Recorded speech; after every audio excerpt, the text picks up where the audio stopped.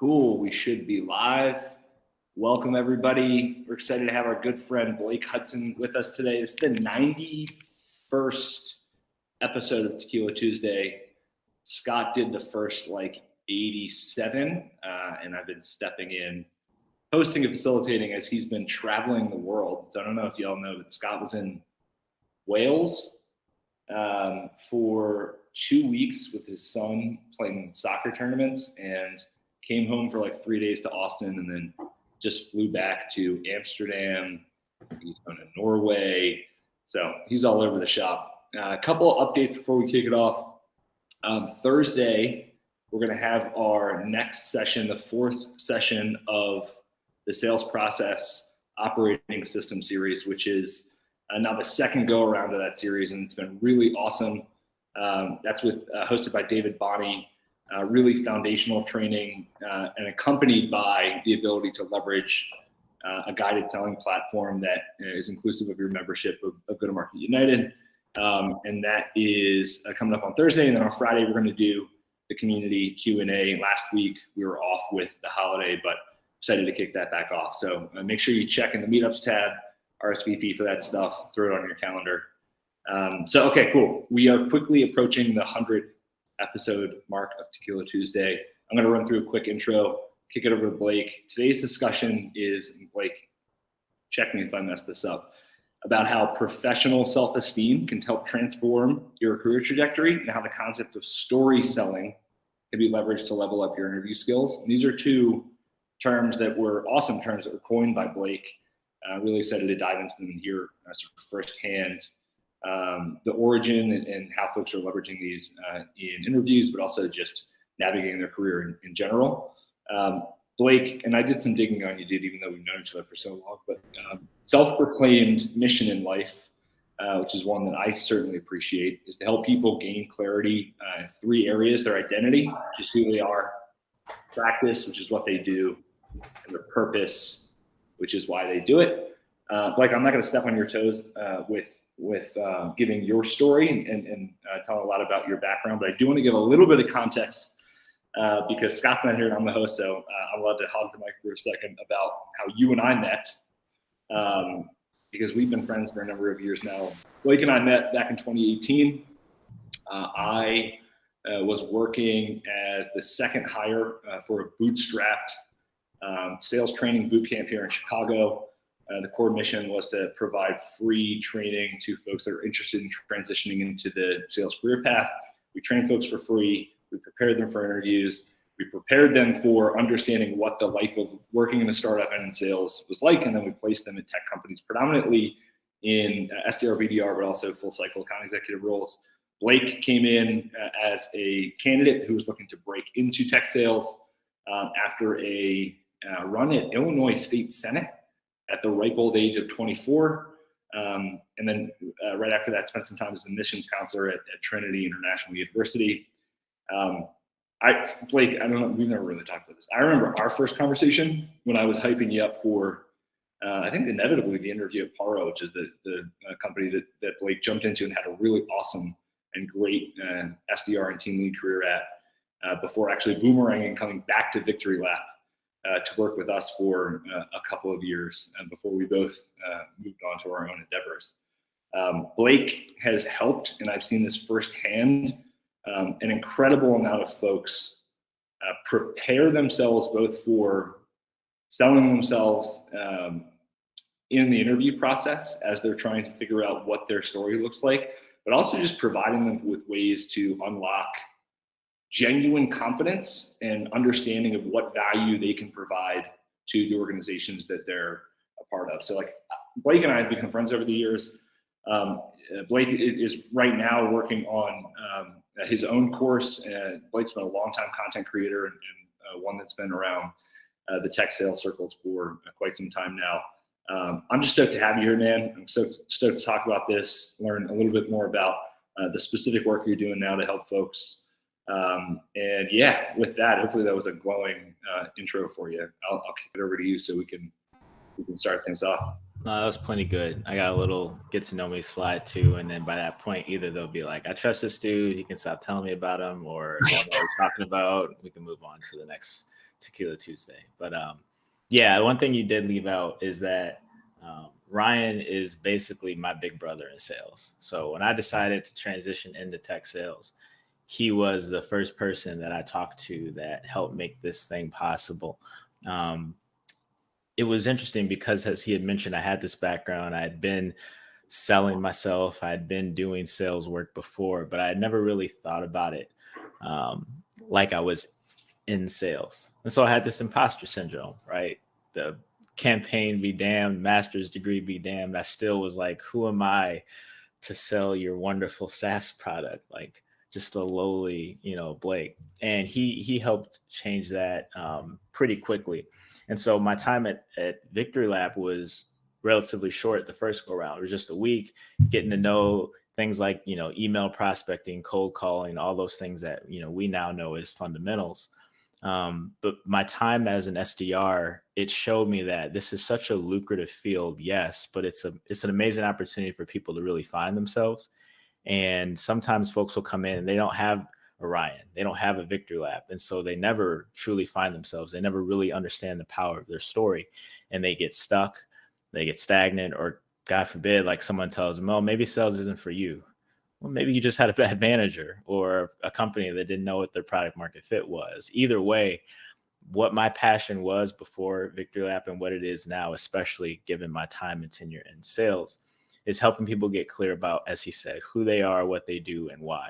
And so I'll share some slides here just to get us started. But while we're doing that, Ryan, I'd love for you to just talk through, like, we were at Victory Lab at a pretty unique time where it was transitioning throughout a pandemic.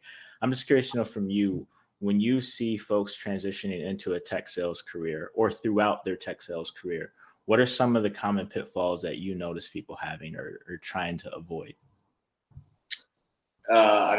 Self-doubt is an easy one. Also, we can't talk about the time that we spent on the basketball team together, because the worst basketball player. Blake is an incredible basketball player. I'm a horrible one, but I'm a good teammate. I'm a decent teammate.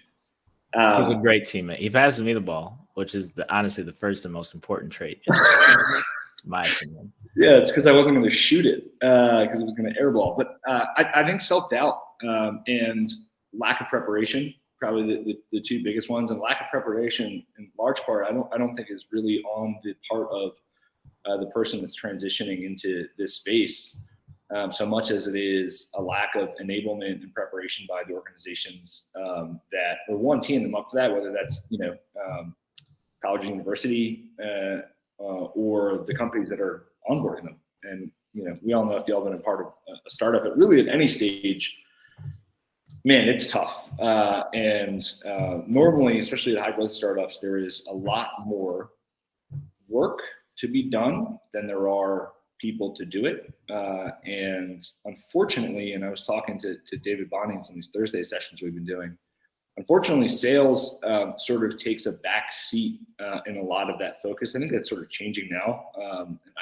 The focus seems to be shifting towards a sort of customer success motion, which I understand around retention with the macroeconomic situation. But at the end of the day, like, the sales team and the folks that are transitioning, especially in the SDR, BDR role, like, they are the vessel or the vehicle to be able to get real connections with your prospective customers. And that should be the people that are on the front lines, having like really robust conversations with folks that you're supposed to be serving as eventual customers. And I just think that like, I'm preaching the choir, like, one of the reasons why we started and we scaled Victory Lab was because people that were transitioning with a career transition or out of university or out of high school or whatever they were doing, they just need more help, need more guidance. And I tell people now, I don't know if we ever talked this way, I tell people now that I think that we turned more people off of sales than we did got them into sales, which I think is God's work to a certain extent.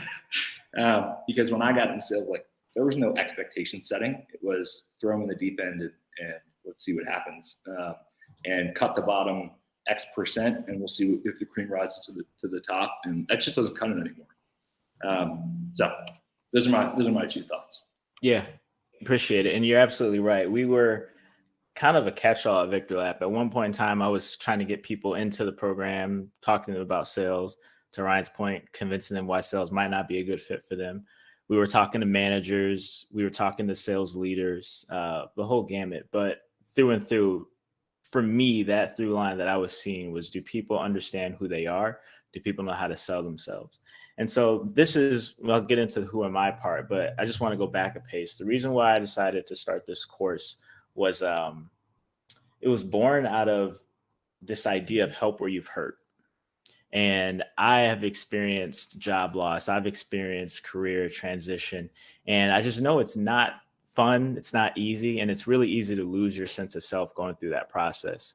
How many here by show of hands has either going through currently or has been recently through some sort of job search, job transition, and navigated some of the highs and lows of that? All right, cool. So Ryan and I are not the only ones there. I was a little nervous about that. I know you got really great people in GTMU. So I'm like, do they even know what setback and failure is? I don't know. Maybe I'm talking to the wrong crowd. But more on that later. Let me get into the who am I part. So why should you listen to me? I've been in over 1,000 interviews in my career as a candidate, as an interviewer, as an interviewee. This is something that I'm kind of a nerd about. Like I like interviews. I think when they're done well, we'll get into this a little bit later, they are conversations. When done poorly, they're interrogations, and that's what we all try and avoid. I worked in Illinois government and didn't go to prison, which is a big deal in Illinois. If you know anything about our politics there, we have 4 of our last 9 governors went to prison, and it's a problem. But one that we're cleaning up, we're fixing it, and I managed to get through and keep my nose clean. But yeah, I ran for state senate when I was 24 because I was a weird 24-year-old, and I lost, as most 24-year-olds tend to do when they run for state senate. But I gained something deeper. I gained an appreciation for our political process. I helped some young people understand their value in the process, and I got a crash course in sales. I always say SaaS is the easiest thing I've ever sold. I haven't had to knock on anyone's door. I haven't had to sell to anyone. When the Cubs won the World Series, that was a thing. I was trying to sell people a candidate in Chicago while the Cubs won the World Series. I almost cussed myself out. I was doing what I was told, but let's just say people were less than thrilled to have me calling them that evening. I was an admissions counselor. So my time in academia was as an admissions counselor. I also worked on a university board, community college board. Academia allowed me to see a different side of selling, right? You're not just selling this product. You're selling an idea. You're selling an identity. You're selling a future for someone. And in admissions, it was really interesting because I'm selling on one hand to an 18-year-old why they want to come to this school. On the other hand, I'm selling to their parent and why it's worth shelling out these tens of thousands of dollars. And that was, again, a rather convoluted sell, a lot more difficult than SaaS, in my opinion. When I went through those boot camps, I had the privilege of working as a director of enablement, getting things set up with our LMS software, making sure that people jumped into an SDR role, prepared, ready to go, had the fundamentals in place. And then the things I've been doing more recently is managing a group of sellers. So this past year, I scaled an SDR org from 5 to 15. Took them from about $300K a month in our pipeline to about 1.8 million a month in pipeline revenue. So we became a pretty huge driver for that revenue engine. And the thing I'm most proud of from that time is 100% retention rate. It's not enough to just bring great salespeople on board, but if you can keep them growing, you can keep them there, you can keep them happy, I think then you're doing a really good job and not just building a program, but building a team. One of the things we talked about there, we had this motto, we called it rookies win championships too, right? If ever you start to look in the mirror as an SDR or you're a young seller and you think, oh, well, I don't know, I still have to learn. Every year there's a championship team, they have a rookie on it. And that doesn't stop you, shouldn't stop you from growing, shouldn't stop you from learning. In fact, you should have a beginner's mindset anyway. So that was something that we leaned on and we were able to blow our number out of the water. And then lastly, over this past decade, I've been interviewed dozens of times. I've been interviewing hundreds of candidates. Last year, I interviewed 300 candidates for SDR roles alone. And as Ryan alluded to, coached hundreds of students in their interview processes. So I know a little bit about interviews. And I'm excited to share some of that with you today. Before I get into the story of the course and all things like that, any questions from the group or anyone want to share what that experience was like as they've navigated their own job transition?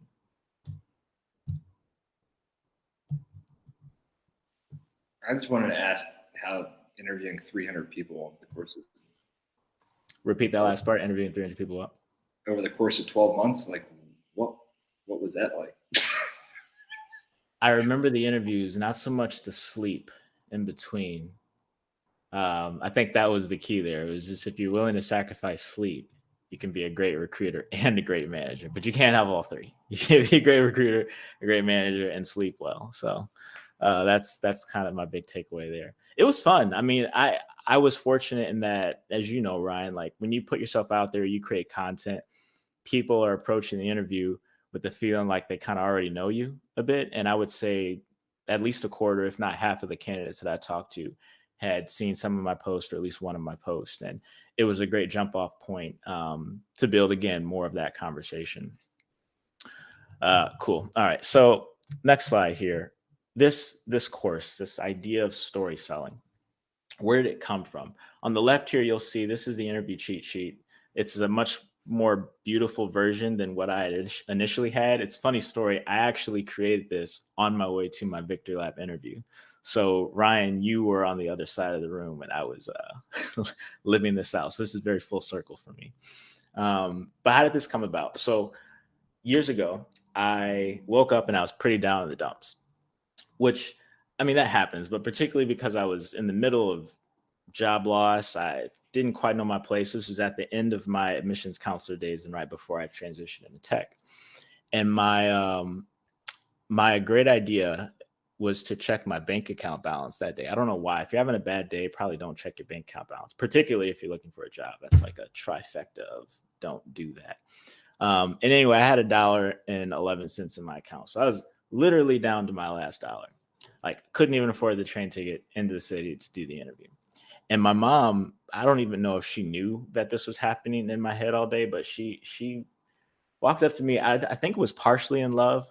I think it was partially just like get out of my house, but some combination of motherly love and motherly push from the nest was like, Blake, you're meant for more.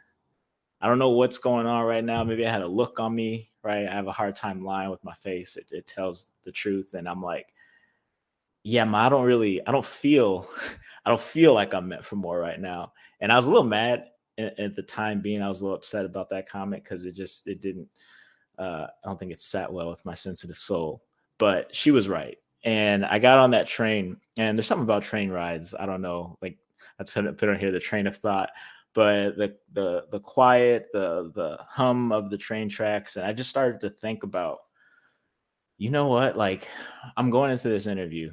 I feel like shit, pardon my French. My mom says I'm meant for more, whatever the hell that means. I got to come up with a better story. Like I'm going to have to try and sell myself here in the next hour, regardless of how I'm feeling. And so it was in that moment that I started to think deeper about this story I was getting ready to sell. And then I had a moment where I was like, wait a minute, what story am I selling myself first? Like before I can go in there and tell them anything, I have to prove it to me. And so I started to kind of like scratch this little grid out of things that I wanted to get across. It was an ode to my old political days of like, there's one thing to have a story. It's another thing to have a message. I wanted to stay on message. And before that train ride, my message sucked. I sucked. My bank account sucks. That was going to be my message. Not a good message. I don't think Ryan would have liked it. So I came up with a better one. And this cheat sheet was really great for me because it served as like an anchor point during that interview. I had these things I wanted to make sure that I got across. And I knew I was going to get to them because I had them accounted for. And a lot of folks go into interviews just like reactive, ready to respond to whatever question gets thrown their way. And that's not a great way to get your point across. So yeah, last points with this cheat sheet. I shared it on a couple of posts last December, and it got 1,000 downloads in 10 days, 1,500 to be exact, but 1,000 in that 10-day period. And it just showed me that people are really, I don't want to say desperate, but they really want to figure out what that story is for themselves. and how to sell themselves. And I figured, well, I've done both of those. And 5 years later, since that train track moment, like I've been able to take my career to new heights. And it's all due to this process of story selling. So 4 things I want to cover in this initial part of the presentation is just that you are the missing piece. When you're going through an interview process, it's important that you understand your value and your worth. So companies, they try and make it seem like they're just doing you a favor by interviewing you. And what happens is candidates will go into the interview with this defensive mindset. I want to help you shift that. I want you to take, instead of a defensive mindset, I want you to go play offense. And one of the main ways to do this is to turn the conversation from an interrogation into a conversation, right? One of the ways you're going to go about doing that is the tone, right? The tone of your conversation, the type of questions, where you insert questions. So I know some candidates, they'll go into an interview and they don't ask any questions until the very end. It makes sense, right? Like, do you have any questions now? This is my moment. But that's not a conversation. That's like them giving you this permission to ask a question. Why not, if you're answering a question, you end it with a question, right? 2 things can happen. 1, it can be the start of a beautiful conversation where there's a mutual exchange back and forth. Or 2, they hit you with a hand and they're like, well, we'll ask the questions here. We'll get to yours at the end. Like, personally, I don't think that's a place where I want to go. Like, if I'm not even allowed to ask you a question until the last 3 minutes that you give me, if that, what are we really doing here? You know, I think that conversations just tend to give a little bit more information about both parties. And so first thing we talked about was this hiring dilemma, right? I mentioned I interviewed 300 people last year. I was 300 people to hire 15. So think about like 6+ people I had to interview that didn't get hired. That's a lot of work. It's a lot of time, those resources for me that people had to get taken away from their jobs to be a part of panels. I'm not trying to make you feel sorry for the companies, but what I am trying to do is help you understand that they have a problem too. And you, as a candidate, are the solution to that problem. So when it comes to the interview process, we talked about their dilemma, we talked about playing offense. I don't want you to walk into it with this like reactive disposition, right? It's really important to know your worth. We're going to talk about it in a couple of slides, this value of knowing your worth in the process. But essentially, you can't just allow them to dictate tone, pace, tonality, where the conversation goes. When you have something like that cheat sheet, you're able to stick to your game plan. You're able to stick to the points that you want. Sorry, I'm seeing some of the chats pop up. Is it just Ryan making fun of me, or is it like something useful? I just want to make sure. It's both. No, okay. We got good dialogue going on. Good. We would never make fun of you, Blake. Yeah. If it's a chatting. question for me, just start talking. I don't need to do the whole call on hands things. No, we have folks can also jump off of side comments. People can jump off mute too if you have questions, or just raise your hand. I can take off. Yeah, for sure. And I'm gonna add points in for questions too. Here we go. I finally got the chats pulled up. You're gonna give us 2 minutes at the end for questions, Blake? Oh, for sure. Throughout and at the end. Yeah. You guys can give me a second. I'm gonna read these comments because they're good. Good read, Mom. Ryan likes my mom. Cool. My mom likes me. All right, last one here. So you are selling you. This audience, I don't have to really sell this point hard to, but everybody's in sales, whether they know it or not, especially in a job interview. I don't know how you could think you aren't. But the whole point of that interview is to sell yourself as a candidate. Again, this feels very redundant and obvious talking to this group, but there's a lot of people out there who don't quite understand what's happening in an interview. And if you can just level set with yourself and be real and know that I am in here to sell myself, and that's not something I need to be ashamed of. In fact, you are the most valuable thing you will ever sell. If you can take the time to get to know some nuanced SaaS product, then you can certainly take the time to get to know your story. So 4 points here in this missing piece. Understand that they have a problem and you are the solution.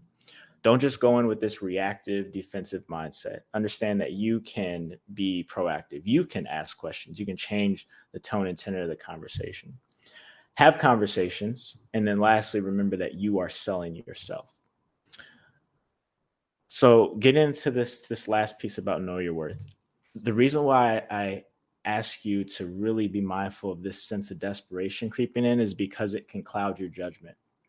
It will take you from someone who is confident, bold, knowing who they are and what they can do to solve the problem, and turn you into someone who's just lucky to be there at their mercy, kind of sheepish, waiting for them to take you to wherever they want in the conversation.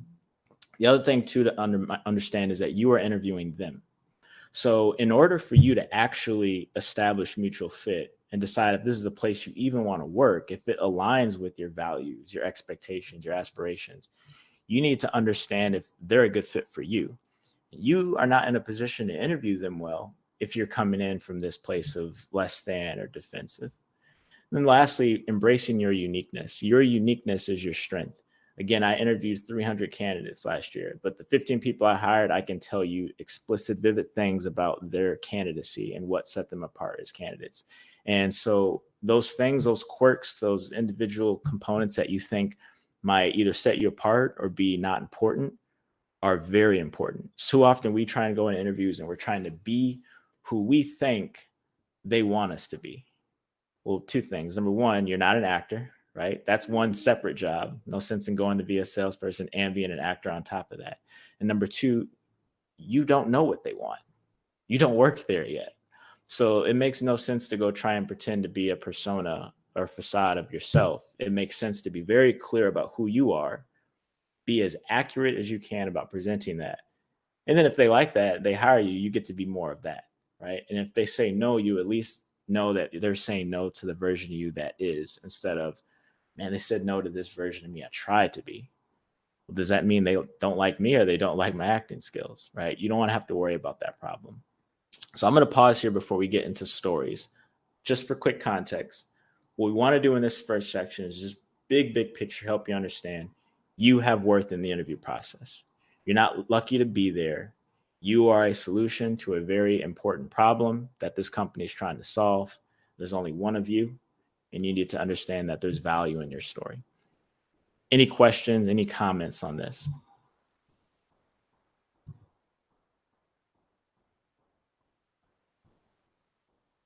Cool. All right, let me pepper in with one real quick. Yeah. I was having this conversation. Actually, it was on the Friday Q&A a month or so ago. Somebody who's actively looking for a job was talking about essentially like nurturing a hiring manager. Like, how do I stay top of mind for somebody when I'm having a conversation with them on like LinkedIn or wherever it is, without being like overly pushy or without being annoying. And there's this sense from this woman that I got, and I just called it out, that like she didn't understand that she is doing this company a favor by continually, persistently, respectfully following up the hiring manager, because having an open headcount, having an open role, needing to hire and fill that role, especially any sort of customer facing, especially in any sort of CX or new business development function, that is a major pain point for a company.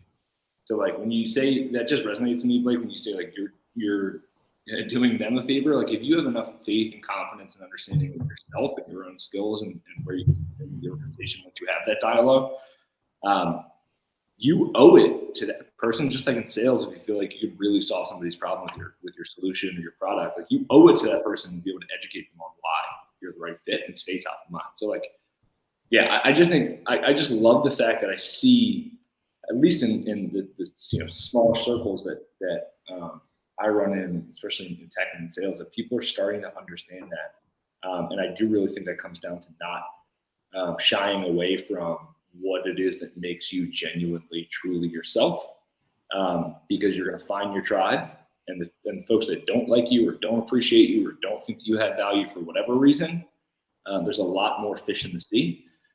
So yeah, it just resonates because we had this similar conversation a couple weeks ago. Yeah, it reminds me, I was telling some candidates. So when I was at these boot camps, I worked at Victor Lab, I worked at another nonprofit in Chicago called Rework. And when I was working with candidates, I would tell them it's kind of like the NFL draft, right? If you're a football prospect, you're going to get poked and prodded and evaluated by all these companies. And if you let it, it can tear down your confidence, because this one says you're too fast or you're too small or short or whatever the case may be. You only need to find one. You can only play for one team at a time. So it's really not in your best interest to get an offer from every single company. Do whatever it takes to get an offer from every company. That's not the goal. The goal is to find the right fit. And the right fit starts with, as Michelle put in here, understanding who you are. How are you going to know if you're the right fit if you don't know what your puzzle piece looks like? How are you going to know what puzzle to put it in, is what I'm trying to get at. So that first part of what we've talked about here is just knowing your worth, understanding your value. My hope is that alone reframes interviews for you. You start to walk in with a little bit more confidence. You understand that, okay, I'm here on purpose for a reason. They're lucky to have me. Why should I be interviewing you, right? Kind of flip the tables there. So this part, the second part of 3, I want to get into why stories. Hey, Blake. You have a question? Yeah. Yeah. Can I ask a question? So one of the things I've found, particularly earlier in my career, is that companies many times don't have a clear framework of what they're looking for in a candidate, and how that manifests also, often is you interview one person, goes well, you interview person number 2, interview with person number 2, and person number 2 is looking for a different thing, right? It doesn't go nearly as well. Can you talk a little bit about that and how to handle that in interviews? You said companies don't know what they're doing? Companies don't know what they're looking for. Yeah, they haven't agreed on a framework. I agree, if that was the question. Yeah, it is tough as a candidate. So there's 2 things there. There's the company side of them solving that problem. Are you asking more from the perspective of a candidate? How do you navigate that situation if you're in that, or just in general? Sure. I guess the answer to either one would be helpful, but one answer is like it's a good litmus test of where you don't want to work, right? But also sometimes those are really great companies. So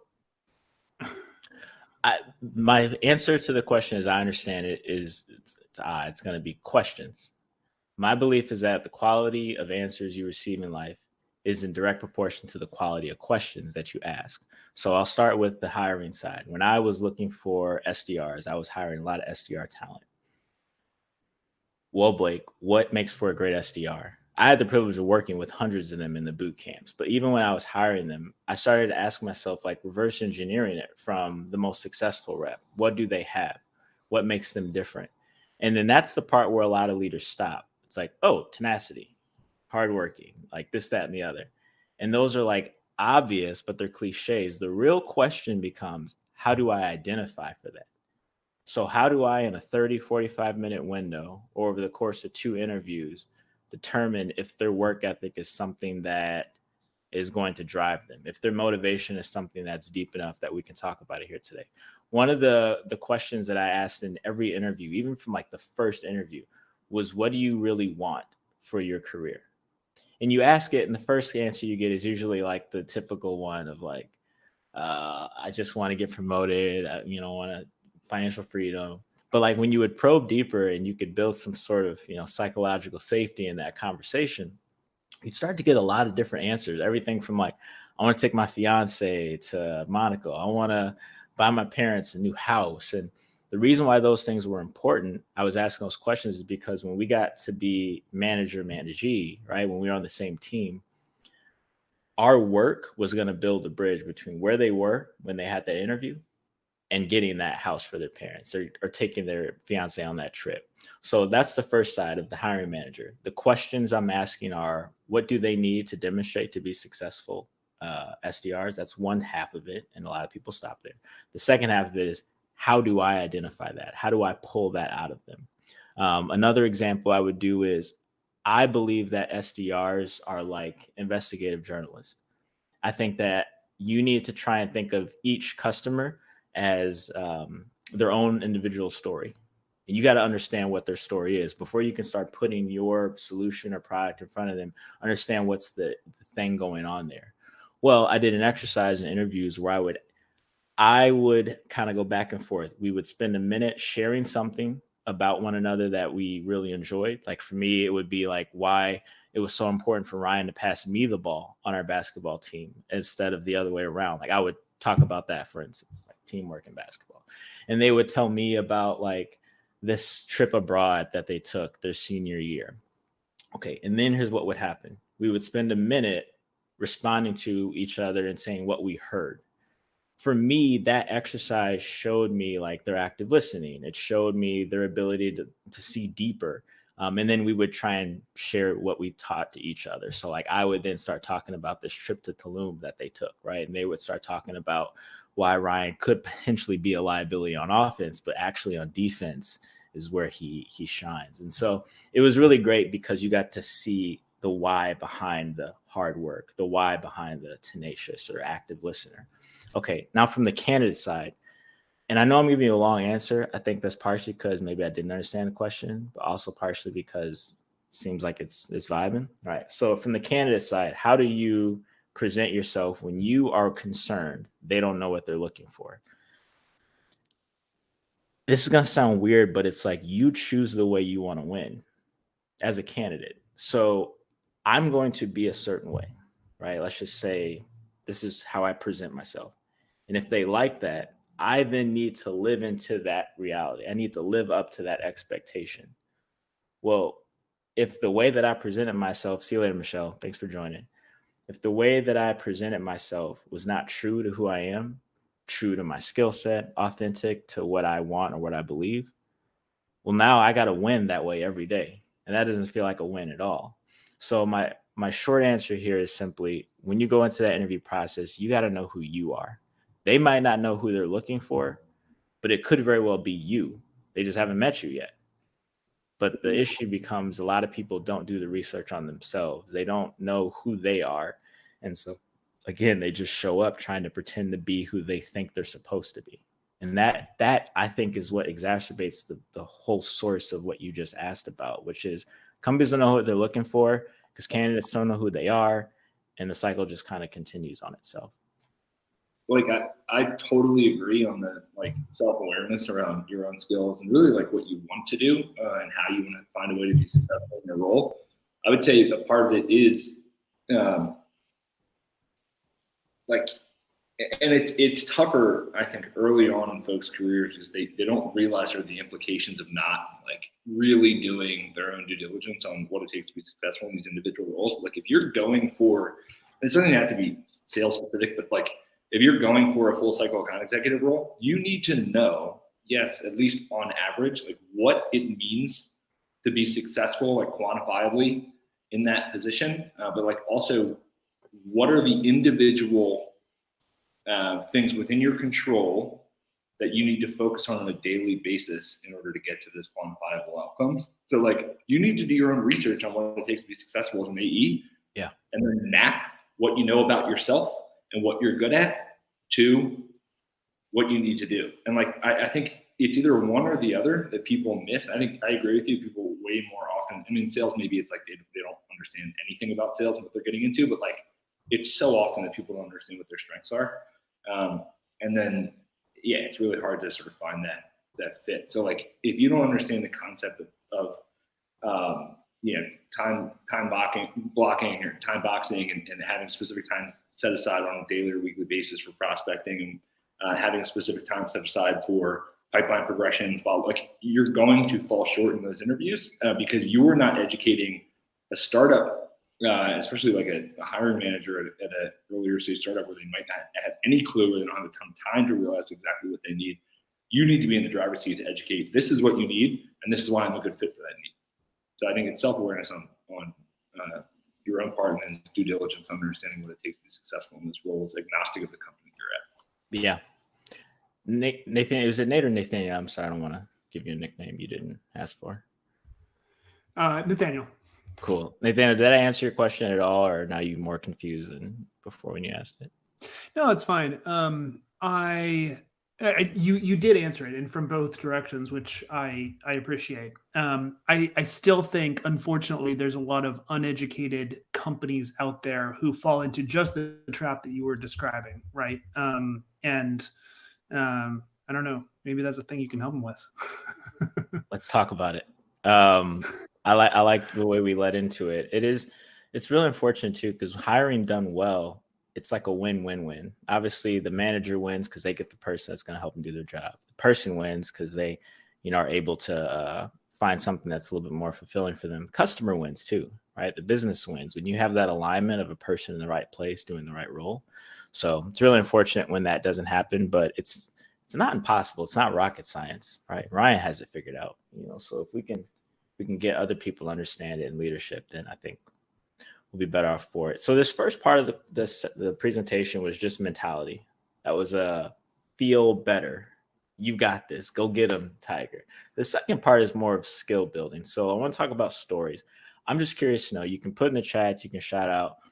There's 2 questions I have. Number 1, do you feel like storytelling is an important skill set in today's economy?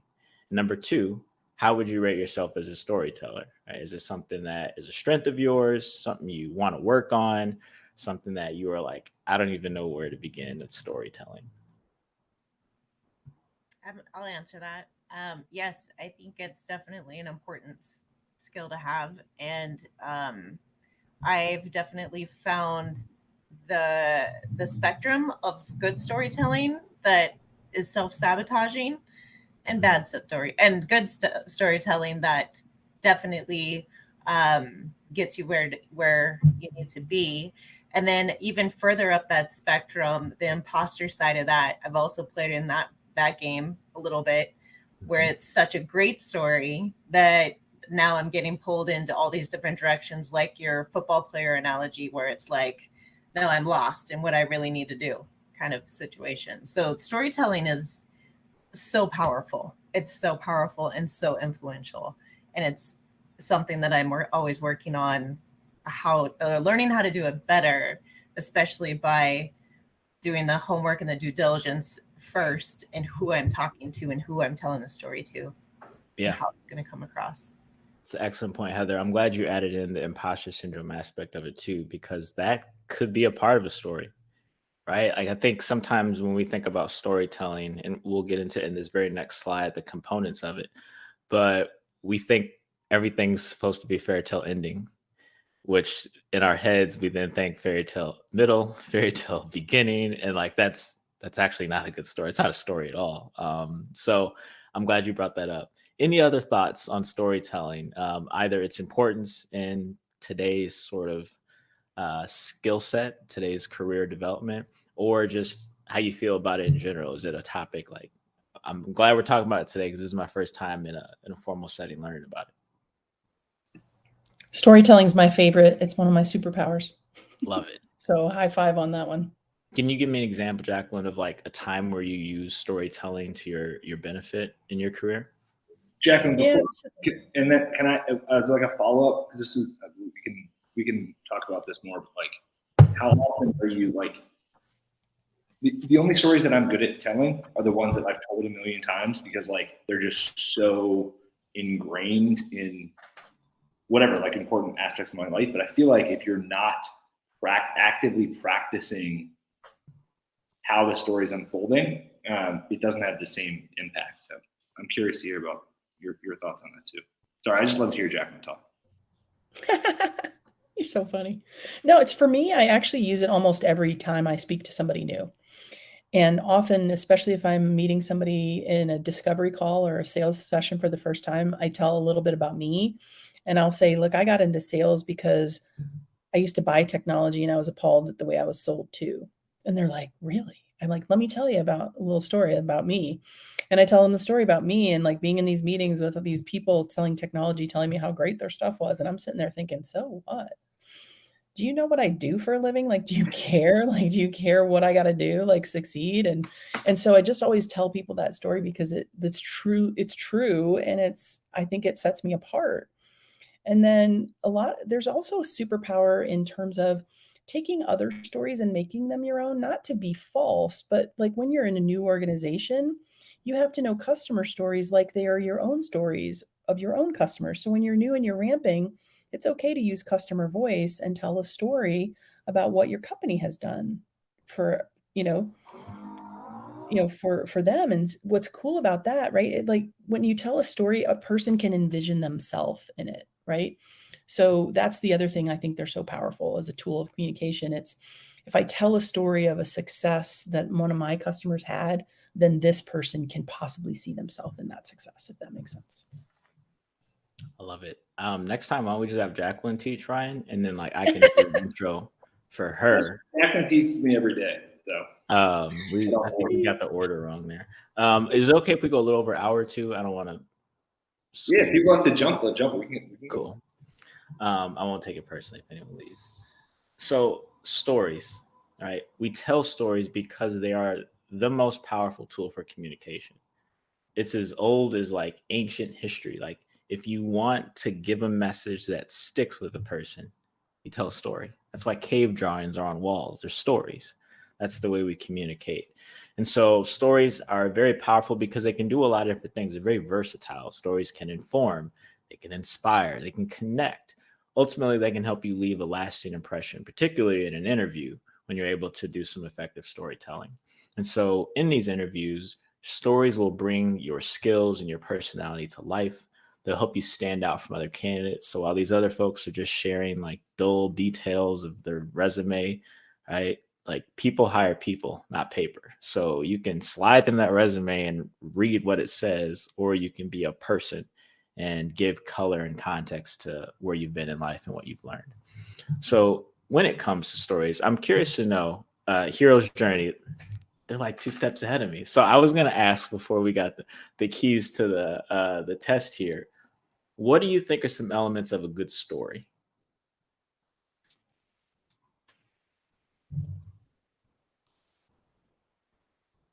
Don't be boring.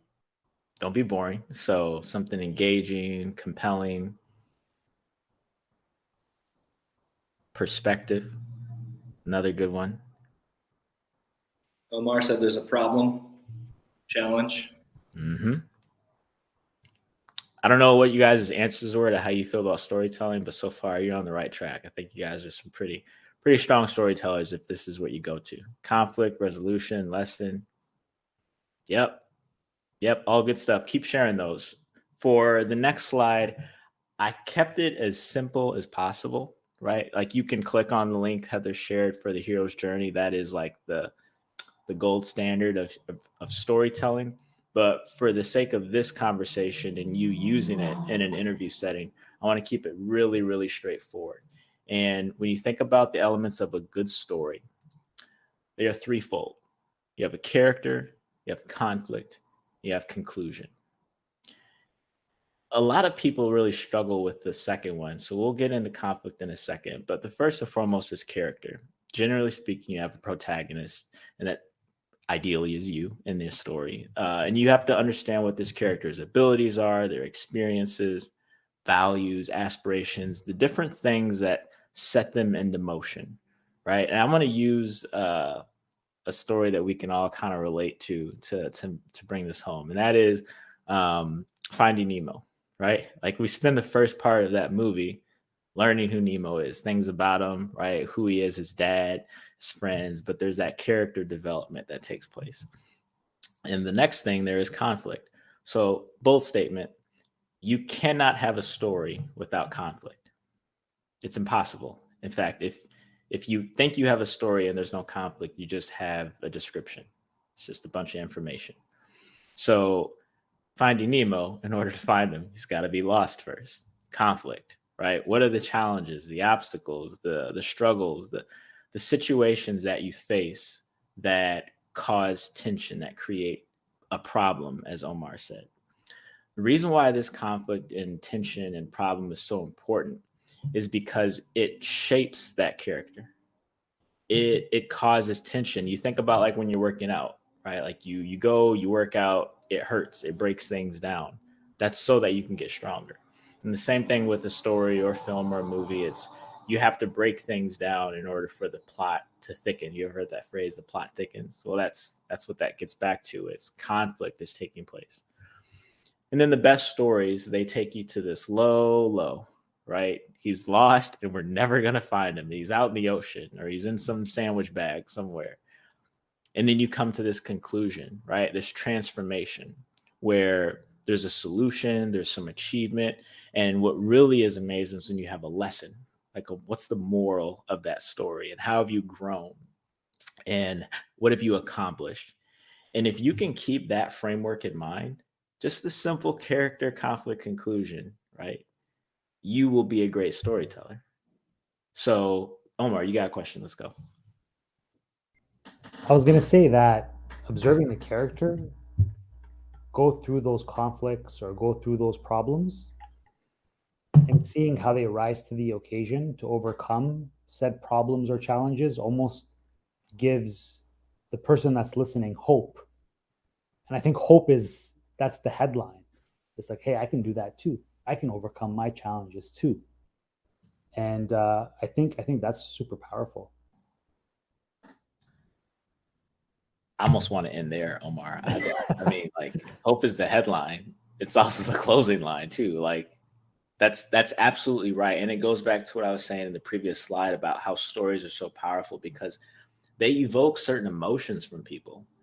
Stories cause people to think. They cause people to reflect, make people feel good things, bad things, the whole gamut. And so when you have the capacity to pull emotions from someone like that, that's going to make for a far more persuasive type of communication, which again, Omar, I don't know if you were in the committee and saw these ahead of time, but very next slide, let's talk about rhetorical appeals and persuasive communication.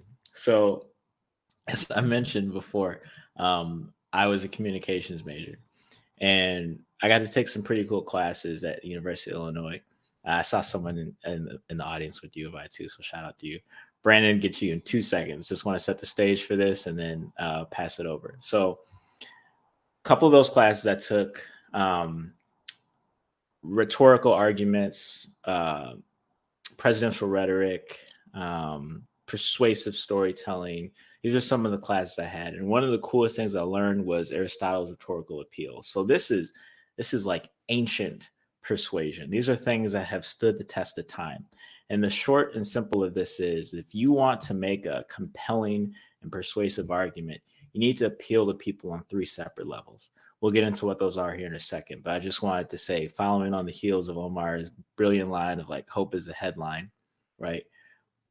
Hope is a feeling, it's an emotion. And too often people go into interviews and they're just facts, just credible. I've done this, I can do that. This is why you should give me the job. And you're missing out. You're at best, you're giving them a third of the sort of persuasive arsenal that you have at your advantage. So is it Brandon at hand? Yeah. Yep. Thank you. So we talked about this, the hope is the headline. We've talked about Nathaniel's perspective as well with, all right, these companies, like they don't know what they're doing. So is there room when we're telling these stories to not instill hope, but maybe like a little fear that if you don't hire me, like, whoa, this is going to keep going this way. We drum up a little bit of conflict and not necessarily lead with like, rah, rah, I'm coming to row the boat, but like, no, like you need me. Like this has to happen. Is there room for the negative side in that way as much as the positive? Can't have a story without conflict. 100%. I mean, like, I'm so glad you brought it up. And again, you got either I did a really excellent job. I'm just going to brag. And like, this shit makes sense. And it like follows a logical order. Or you guys seriously, like you snuck into my living room, opened my laptop and looked at the slides. Because one of the slides I was getting to was this idea of like your story. So you as a candidate, say you're walking in, you're like, I know what they need. I've done this before. I acutely understand the problem that they're facing. I'm going to make them aware of it. I'm going to press my finger on it. That's a part of your story. And then how you present that in the interview would be your message. As I wrap up here in a couple of slides, we're going to talk about the nuances between a story and a message. But the short answer to your question, it was a very brilliant question, by the way, is yes, there is space for the hope and there's also space for the fear. And you can instill both in an interview. In fact, I would say if you can do both, that's a commendable thing. That's a really unique talent. And it, again, you will stand out from any other applicant, right? There's only one candidate say that made me afraid to pass them up. Like that's what something you want them saying when they leave the interview process. Calvin, what's up, man? So I don't do well enough on the emotion side, but like related to the fear, I just landed a consulting client exactly based on that fear, because they're like, oh, hey, I want to bring somebody on to help with a go-to-market motion in 6 months from now. I was like, yeah, sure, you can do that, but then it's going to take you X amount of time to then get ramped up, which you're not really thinking about. And then immediately he's like, oh, wow, I did not think about that now I'm actually pushing things back another 3 to 4 months. And, we move forward after being able to just frame it that way. Yeah. Good sellers know this, which is again why it's so fascinating to talk to this audience, because I would say very few of the things that we're discussing are brand new to you all. It's just different context. Like, it's having the context around it. And I'm talking specifically in terms of interviews, because it's just such a pressing need right now for our industry in particular. But this stuff applies beyond just an interview. And as you all know, interviews are selling. Interviews are about stories. If you're not selling stories, then what are you doing in sales? So you're absolutely right. I'm so glad that you added that +1. And I would encourage you all to think about the ways where you can sell to hope and aspirations, and you can sell to like potentially fears and loss, both of which are going to have a pull on people, some more than others. That's about knowing your audience. But the ability to do both well is the mark of a good storyteller. So with these 3 rhetorical appeals, the first is ethos, which is about credibility. That is about you. In an interview setting, this is something that you can showcase by talking qualifications, skills, achievements, the reasons why you are a credible candidate for the role. This seems obvious. This is where a lot of people go. This is where a lot of people stay, either because they aren't aware or they don't feel comfortable with these other 2 persuasive appeals. The second is pathos, which is emotion. So pathos involves creating an emotional connection. This can be something like we're talking about today, sharing stories or experiences, things that are going to evoke certain emotions from them and can help the interviewer relate to you. So like, think about if I'm talking to Ryan and I had mentioned like, yeah, I play on an intramural basketball team, right? And like, I start talking about how I try and think of myself as Dennis Rodman. Like, I just want to be out there, do the dirty work, get the job done that no one else wants to.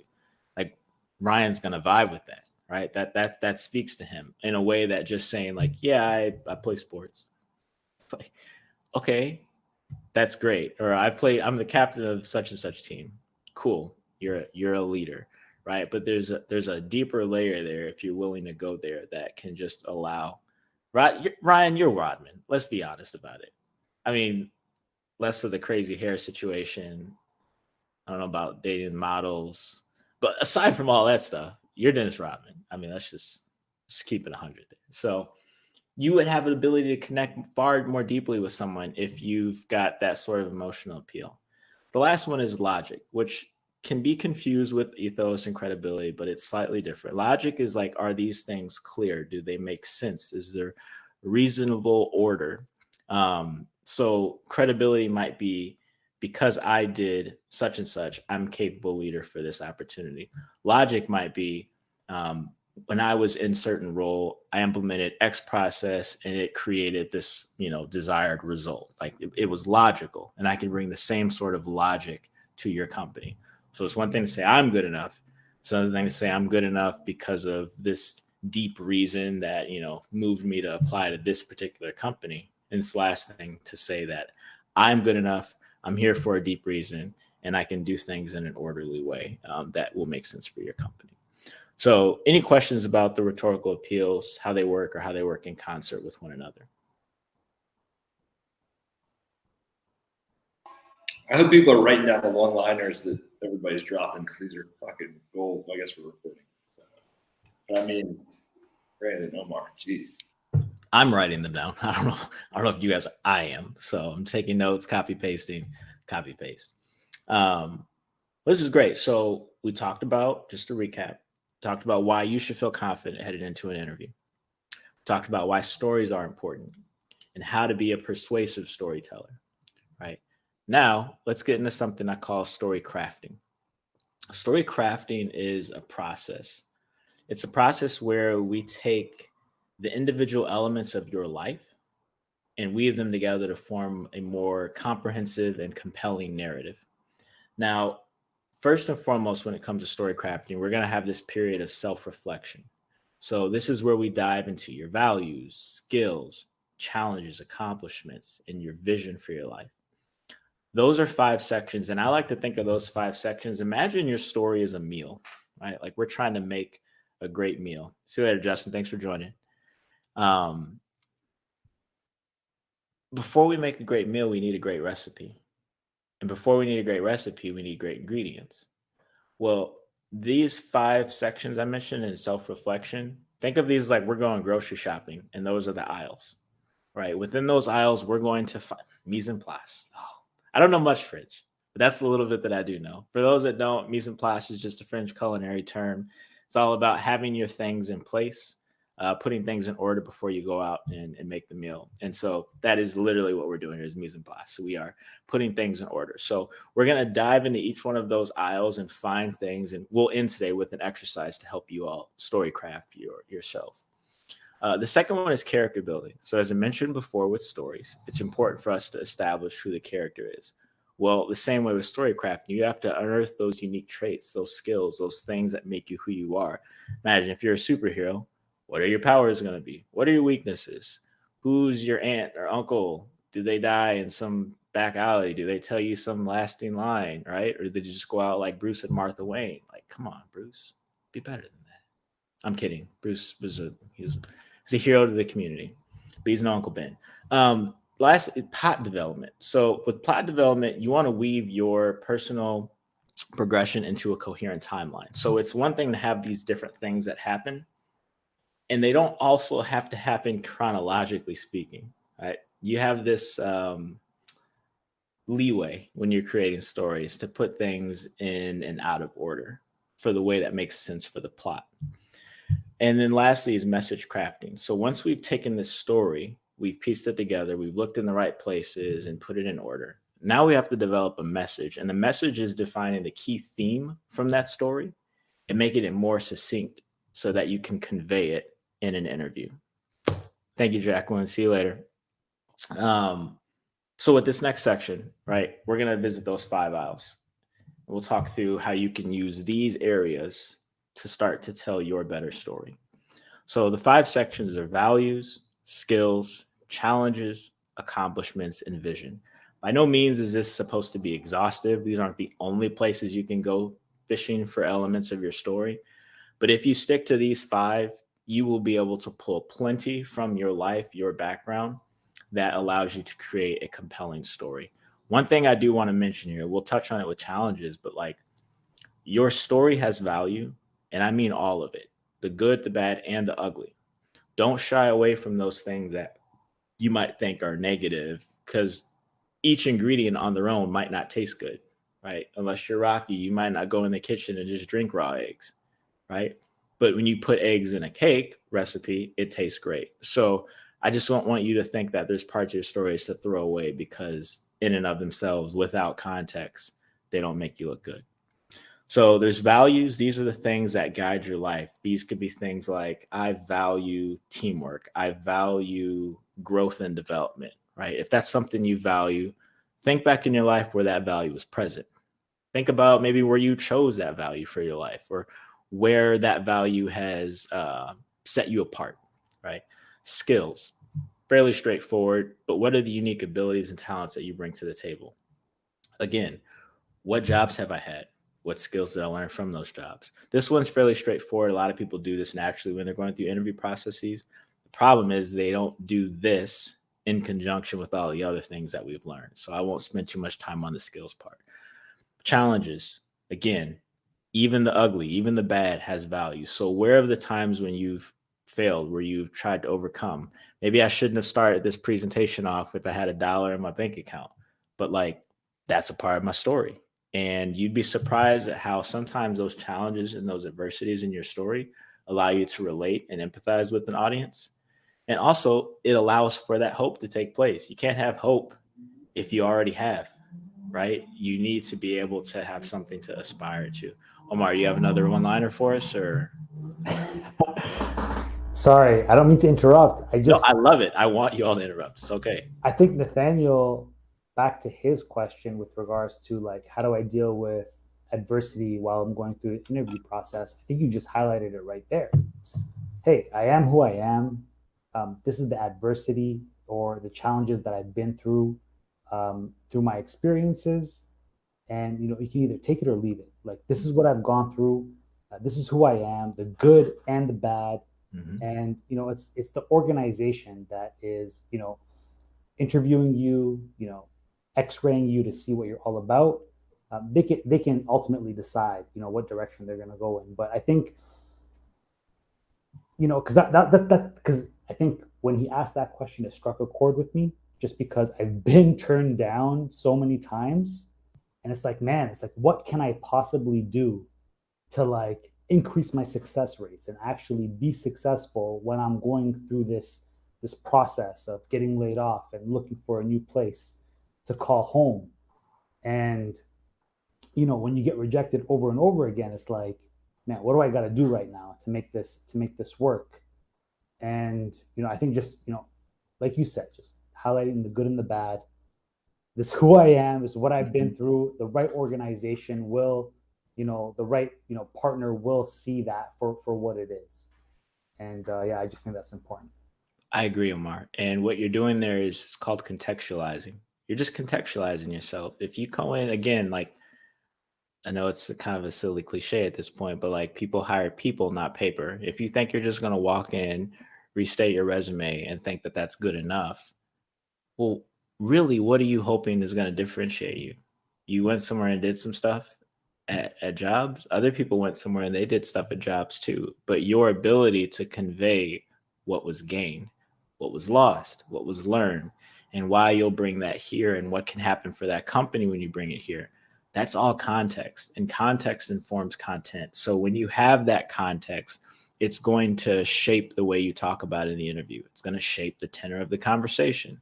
It's going to shape how you show up and work there every day. It's as early as the interview. That's your first day, if you think about it, right? So I agree. I think it's important to bring your full self. That way, again, my goal with interviews has never been get the job offer or bust. It's not, because maybe I don't want to work there. My goal is to take this time, craft my story, understand who I am, and figure out my message so that I can give the most authentic version of myself. And if they say no to that, that's great, because that's who I am. If you didn't like that, that's me. And maybe we weren't going to be a good fit anyway. But when someone does say yes to me, now I can get to, do I like them? Right? Because I know I'm the right fit for them, but are they the right fit for me? And that only happens if you are clear about who you are and what you can bring to the table and what sets you apart as a candidate. Going right along with that, accomplishments. What are the things that you're proudest of, those moments or accolades that have really helped shape who you are? And then lastly, vision. I mean, what do you want?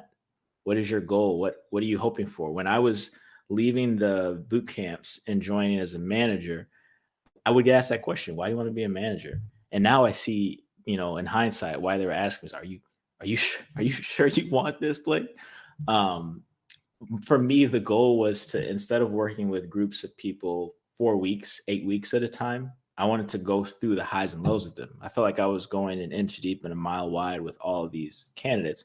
I wanted to go a mile deep, highs and lows with a group of sellers. And that's what I was able to do. And that was a result of this exercise, taking time to cast a vision for what I wanted my career to look like a year or two from now. So in this next section, I want us to just briefly go through some questions that can help you walk through this process of story crafting. So with values, like, understand that this is your foundation, right? Being able to ultimately connect your values to the company's values will help show them why you are a great cultural fit. So I would challenge you to go and ask yourself, what are 3 to 5 values of yours? Off the top of my head, my values are things like performance, communication, connection, wellness, expression, right? Those are values of mine. As you can see, I'm doing a number of those here today, which is why I'd much rather be here doing this than, trying to find yet another sales manager job. Like, that's a part of it. When I'm in those sales manager jobs, these values are a part of it. but not in the same way that I can be on my own. And so that's a decision that was made from story crafting, from this very first step of values. Secondly, highlighting those skills. So you know what you've done, right? Where you've been, but what can you do? And a lot of times this is where it's important to get context, because we have a tendency to assume that other people can do all the things that we can do as well. Sometimes called the curse of knowledge. There's also the flip side of it. There's something called the Dunning-Kruger effect, where like the better you get at things, the smarter you get, the dumber you feel, because you start to become more aware of all that you don't know. Don't let the curse of knowledge, don't let the Dunning-Kruger effect slow you down. You know how to do certain things, own those skills, own those strengths. If your superpower is flying, it's okay that Superman flies too. You guys can both exist in the same universe, just not Marvel and DC. That's a whole different conversation. Number 3, I want you to embrace challenges. So these are your growth moments. These are the obstacles, the things that have shaped you, the sitting on the train with $1 in your bank account. Like really lean into that moment. What was happening, right? There was this kind of like bubbling, this tension of like, am I great? Am I not? I don't feel great, but I have it in me. Like being able to live in that space of good or good enough, not good enough, those highs, those lows. Like what shaped you? What happened that has caused you to really pause and reflect on who you are? And then the accomplishments, your wins, draw attention to those, and not just so that you can rattle them off in, again, resume style format, but like I, for example, would share one of my biggest accomplishments was giving the commencement speech at my master's ceremony, right? I could just let that sit in an interview. Cool. That's great. It is what it is. But what I would do in an interview is I would contextualize that. I talk about why that moment meant a lot for me, because I was able to share my story and my family's story in a way that really resonated with my audience. And that's something that serves me in sales, right? Because I'm able to take my company's story and share it in the context of you, the customer's story, right? Here's how these two things are intertwined. And so I didn't just leave an accomplishment as a random accomplishment. I gave it context. And so that's why it's important for you to figure out what those accomplishments are and the context around them. Then lastly, your vision. So I already mentioned before how my vision was to lead a sales team through highs and lows, to bring folks on, to help them navigate the journeys of being a young seller. And so when you have these things and you can piece them together, you're then ready to, going back to the very first slide, put them in this interview cheat sheet. Interview cheat sheet is very straightforward. I'm still pleasantly shocked at how many people have downloaded it, and I hadn't really given them anything else to do with it. They just kind of figured it out, which shows me the power and the simplicity of it. But there's so much more nuance here, as we've already uncovered today. To be frank, I've shared with you probably, 2 out of the 5 different modules in my course. But these, I think, were the ones that were the most impactful. Understanding your worth, understanding the power of storytelling, and understanding how to craft your story. I mentioned earlier, I think it was to Omar, how we were going to pivot from stories to message. This is how you do that, right? You take that story you've developed, and now you've crafted it in this message, and you stay on message, right? So let's just say, for example, I'll give you a technique I learned from politics. It's called bridging. You get asked a question, and they ask you about weaknesses, right? And you have your answer for weaknesses, but you have a question that you want to get to, right? And you haven't asked it yet. Here's how that would work. Yeah, I have a weakness. One of them is I tend to get a little bit distracted with multiple goals at once. So something that I've done in my career is I keep my goal top of my desk. And in my first, probably 30 days on a roll, I keep a qualitative work log. So what do I do each hour of the day? Just one sentence, nothing more, anything like that. And what that's done is it's allowed me, this is what my answer would sound like. What that's done is it allows me to stay focused on one goal at a time and to hold myself accountable hour by hour, day by day, week by week. I'm curious to know from you, what are some of your top reps doing to hold themselves accountable on a day-to-day basis? And if I were to be in the role, what would you expect from me? Right? What I did there was I answered their question, right? And then I bridged to something that I wanted to talk about. We spend a lot of time on that in the course because it can be a really powerful thing. But the reason why that's important is because, well, going back to the source of it, in politics, they put a microphone in your face. that is not them being friendly to you. They are trying to bait you. And so it is important for you to stay on message. You wonder why politicians are always like so short and precise with what they say. It's because if you stray, they might pull this part and let that be your message, when that is not what you're trying to get across. Well, the same thing is true in your candidacy as an interview candidate. You have a message you're trying to get across. And so if I answer this question about weaknesses, I'm going to use this opportunity to pivot into day-to-day accountability behaviors of the team. Yeah, I've talked a lot. I want to see what you guys think, what questions you have. If any of this made sense, we should do this again. There's a smaller group now than when we started, but that's okay. I like intimate groups. Like, we for sure got to do this again in some capacity. I think Heather had something that, Yeah. Please. Oh, thanks. Yeah, thanks for hanging out, guys. I'm realizing that I have lost a sense of what my vision is now at this point in my career, because it's been 20 plus years, and now I have a lot of people coming to me for consulting type guidance and work with their go-to-market, which is why I'm here with this group. But I've gotten so spun out in fulfilling their interests and needs that I forgot. I've lost my own vision, is what I'm kind of realizing in this experience with you guys. So I guess how would you advise someone to find clarity and vision? Well, the good news for you, Heather, is that you're not further away from the solution than you think. You're actually closer to it. One of the things that I say is that achievement is something that is found in you, and fulfillment is found in others. And so by you doing what you've been doing and focusing on it the way you have, you're finding a great sense of fulfillment in serving your customers and serving your clients. But it's okay to take a step back and understand, what are you getting out of the experience and what are you not getting out of the experience? And so I think in your situation, you're saying like, I've lost a sense of my vision because I've been so caught up and committed into theirs. Mm-hmm. That's fine. You don't have to actually stop that. But I would say for you, what were the ambitions and the vision that you had going into it? And then how might that have changed over whatever that period of time was and what you've learned, right? Mm-hmm. Just even go back to the story crafting from the moment you set out on this current journey to where you are now, and you'll find like there's a new vision just within that. Okay. So I'll give you an example. Say I was doing what I'm saying to you for my career as a sales leader, right? Say it happened. I don't have to pretend. It happened.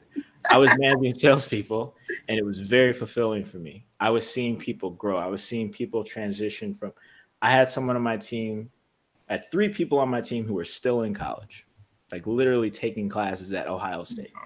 And then I had a gentleman who spent 12 years at the Fed Reserve Bank of San Francisco and then transitioned into an SDR career and everything in between. I was loving it. It was so rewarding for me. But you know what wasn't? Looking at Salesforce dashboards, right? I got so caught up in the job that I lost sight of like the mission and why I even started talking and working with salespeople in general. So I had to take a step back and ask myself some really fundamental questions, like, where can my skills mean the most for the most? What's getting in the way of me making the biggest impact? Why did I set out to do this in the first place? When did this really start to shift and become different? And as I was asking those sorts of questions, which you can literally, if we go back to the aisle, so to speak, right? Like, what skills have I developed over this time? Well, I've learned how to recruit people and retain them at a company. What were the challenges? Believe it or not, winning, succeeding brought about more work as a sales leader than I ever could have imagined, right?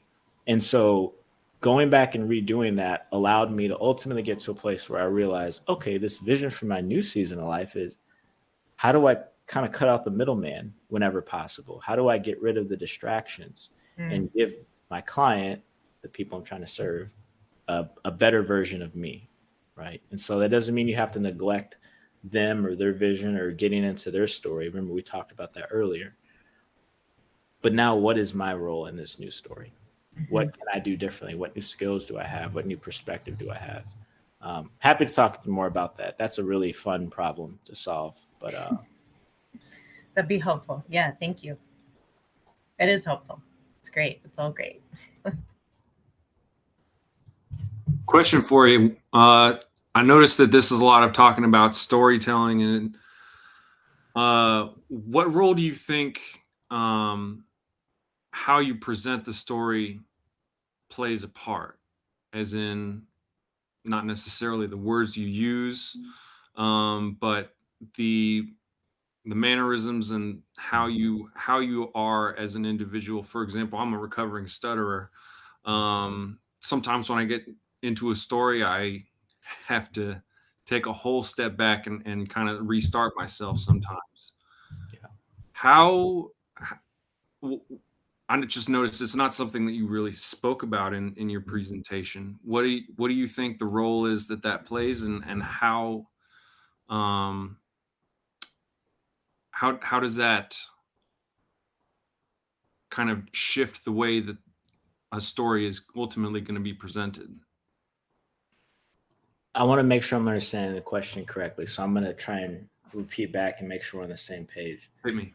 You're asking, or I'm getting, Blake, how do I need to go about telling stories in this interview? Because extreme example, do you want me to just start off by saying once upon a time and then get into it? Or like, is it kind of that practical? So you presented this in the shape of, you have your character, you have your conflict, you have your conclusion. When breaking it down to those core elements, totally get where you're coming from, totally picking up what you're putting down. I really wonder, because you're a super well-spoken dude, you have a background in politics. I'm not somebody that's always really kind of had that. So I'm trying to figure out, as what I'm trying to extract from this is, I can put a story into that kind of shape, but how I present it doesn't necessarily have the same impact that I might necessarily want it to have. So for me, I mean, I guess to a certain extent, confidence does come into play, but also, like, how does the delivery, the presentation of it really shift and adapt to the context that you're within? Blake, before you answer, Evan, I know exactly what you're asking, I think. I just want to say, just like anecdotally, first of all, we've known each other for a while now, had plenty of conversations. I had no idea that you're recovering from stuttering. So that within itself is a testament to what you've done. I'll tell you though, like, in you explaining that, come from a very genuine, real place, honest place, that resonated. That resonated with me tremendously. And the delivery, my delivery is always like, I ramble plenty, I say a lot, plenty of shit. But like, what you just explained, this very mini story that you just told, came from a place of like honesty and transparency and just like genuine emotion. And it just resonated with me directly. So like, I can't fucking speak like Blake. You don't have to. You just have to be yourself. And I know that's not like the best answer, and not everybody's gonna like vibe with that. But man, it's the right answer though. Ryan, I'm so glad you shared that, because he's right, Evan. You talk about delivery. You just delivered a story. Like, in that question, there's two things that I wanted to say in response to that, though. The first is, thinking about it, there's a macro story that's happening, and then there's the micro stories within. And so that can help alleviate some of the burden of just knowing, like, this is what I'm trying to convey over the whole of this interview, right? And then I might convey it over, 3 to 5 separate vignettes within that. That's kind of just big picture, practically how I think about this framework. And then to your point about specifically the delivery, well, we're all different types of storytellers, right? There's different types of films, there's different types of cinema, there's thrillers, romance, there's sci-fi. And so, mine is, I guess, freaking sound like Barack Obama. Like, well, that gets old after a while. I get tired of listening to myself. You should hear me listening to myself recording this chorus. It's like, oh my God, dude, get another octave. But like, that's me. That's authentically how I present. And so for you, your story, like the way you just asked that question, that delivery is just fine. One thing I do want to say too before I forget though is pause is powerful in storytelling and in communication. And if you feel like you're going too slow, or if you have to stop or restart or something like that, I promise you, people are just on the edge of their seats. 99% of the time, that's what's happening. Very rarely is someone talking, there's a pause, and someone goes, this guy, stop talking for 4 seconds. What? Like, no, pauses cause people to lean in. And so I love the way, if your storytelling is indicative of how you just asked me that question, to have this like measured pace, to be intentional with your word choice, the sort of like intentionality that you present with, that's fascinating delivery, right? And I didn't get to talk about it because we've only spent 80 minutes together. But in my course, I do spend module 4 talking about how to sell yourself like a pro. And so bridging was one of those techniques we talked about in there.